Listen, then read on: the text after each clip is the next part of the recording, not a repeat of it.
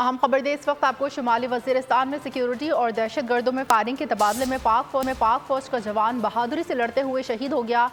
ISPR के मुताबिक कार्रवाई में सिक्योरिटी फोर्सेस ने एक दहशत गर्द को जख्मी हालत में गिरफ्तार कर लिया। तफसील जानते हैं नुमाइंदा खुसूसी सलमान अवान से। जी सलमान अवान।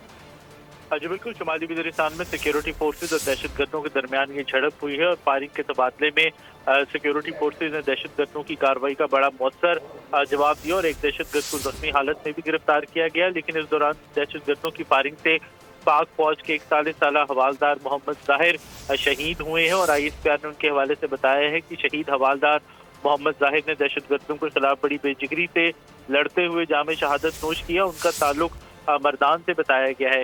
इस वक्त इस इलाके के अंदर एक सैनिटाइजेशन ऑपरेशन किया जा रहा है ताकि अगर दहशतगर्द या उनके साथी सहूलतकार मौजूद हों तो उनका खात्मा यकीनी बनाया जा सके। और इसके साथ ही तर्जुमान अफवाज पाकिस्तान ने वाज़ेह किया है कि पाकिस्तान की सिक्योरिटी फोर्सेज दहशतगर्दी के खिलाफ जंग के लिए पुरअज़्म है और हवालदार मोहम्मद जाहिर जैसे जवानों की अजीम कुर्बानियां जो हैं वो दहशतगर्दी के खिलाफ जंग के अज़्म को मजीद तक़वियत देती हैं। बहुत शुक्रिया सलमान अवान।